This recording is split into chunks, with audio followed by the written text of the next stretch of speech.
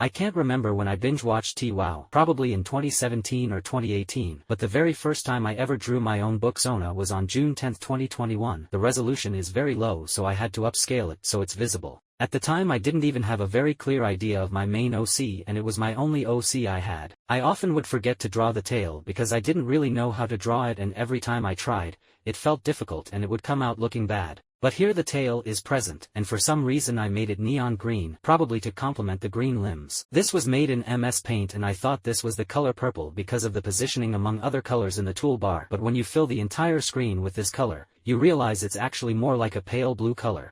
Just 6 days later, on June 16, 2021, I remade the drawing, being more careful to details and making the lines cleaner by only using the line tool for the whole thing. Once again the tail is green, and I also doodled an extra tail to the right, thinking that maybe I could figure out a way to make it look better. These two drawings are the only times I ever made the tail of this color. Every other time it has been purple. There also used to be this dark yellow bit on the ears that eventually later on I ended up ditching. From there on a very long time would pass before I drew my Booksona again. In March of 2022 I decided to learn how to draw and to start drawing seriously because I always wanted to be able to transform my imagination into reality. And after almost 2 years, on March 10, 2023, I finally recreated my Booksona with my newfound drawing skills. Obviously this time it looks much better, it's a lineless style and it even has a little bit of shading. When I shared this art, this is the moment where I got my first ever fan art of my Booksona.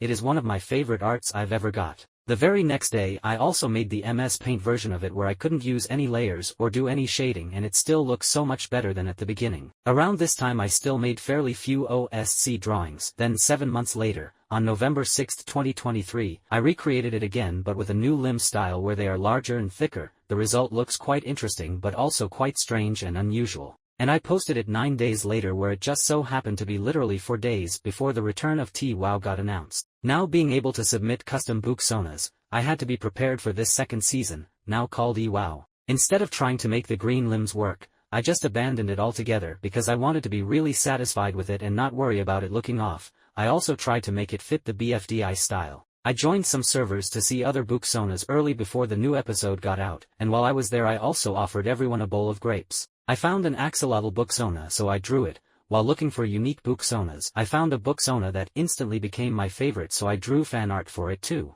And I just said, screw it, I'm also going full on furry mode with my Booksona too, let's embrace my art style. Later on I slightly modified it by adding sparkling effects. I thought this is what I was going to update the Booksona to the very next episode. But not too long after that I was slowly getting more and more interested in the OSC community, and from this point on like 90% of my drawings were consisting of object OCs, so I naturally also drew more of my Booksona. Did you think this is fluffy? Because I made it even fluffier and cuter by holding it in hands. And then I made it even fluffier. I don't even know if it's possible even more fluffy than this. I challenge any of you, if you dare to somehow make it even fluffier, I'll be shocked if anyone succeeds. I also managed to make an alternative version of it with really pretty neon colors. Before I show it I warn you, it is very bright.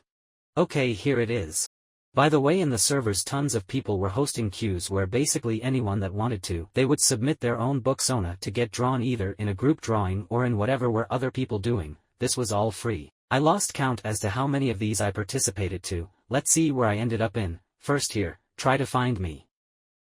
I'm right there. In this one I was towards the last people that signed up, and I was worried I wasn't going to make it in, but thankfully I did. The same person that made this one also made a separate one where one Booksona gets drawn daily for a year but in higher quality. I signed up quite late again, and according to my calculations, there's still quite a while until my turn, probably in April. Keep in mind that I signed up in January. Next is this one. I love the smug expression I have here. If you noticed, one of them is very expressive and cartoony. They drew me in this unique art style. Another person made a really cool GIF showcasing all the different designs. It's quite a bit of a challenge to find myself, as there are 114 different Booksonas here, but here I am. Wait, what's that? Breaking news, other Booksonas are rooting for the great Booksona, chanting, "You can do it, you can do it." Aw, thanks. To be honest, the best part about this is the community, meeting tons of new people and getting the opportunity to make fan arts and make others happy, but also themselves making me feel awesome, and getting the opportunity to be part of super cool stuff. The person that I made this drawing for, just made fan art for me too, and it's very silly and cute. We both entered this mysterious world and we were the only Booksonas there, and as we were exploring this place, one crazy thing happened. I actually dreamed in real life at night that I was there. This appeared in my dream. So of course I had to tell the artist about this, and they got inspired to draw us in a special place called Dream Space, where the entire place is just a house in a white void, and since it's like a lucid dream we could probably summon things there using our imagination. You can tell from this expression that this place can be quite spooky, but I'm very clueless and enjoying my time there. While I very rarely commission artists, I decided to see what would happen. And it was very worth it. This is the best Robux I've ever spent. Another time someone was randomly doodling in class, and it's kinda delightful knowing that my Booksona is just lurking out there in some classroom. One thing I noticed is that somehow the tail gets bigger and fluffier each drawing I make. Here I brought a music disc to tell people that my name Disc is pronounced like disc. I didn't like what happened to the hand. It was supposed to look like it was holding it. But don't worry, someone surprised me and did a better job. So silly, and I also love the style of the mouth. I forgot to mention this earlier, but at some point we were debating what would happen if you opened the book, and my idea was that you are going to find inside a bunch of recipes and information about grapes, but a friend suggested that 1,000,000 grapes would fly out at high speeds, creating grape oceans that flood everything. I thought that was funny, so I quickly made a little comic with it. By the way, I wanted to make a bunch of adopts on a website called Toy House and put them for offer or trade. Making Booksona designs seemed perfect for this cause they are very customizable. If anyone wants them, you can go there. If you don't listen, you know what will happen. You don't want to mess with me. Look into my eyes. I will spread this curse to you too. Like it happened with everyone else. I won't spare anyone.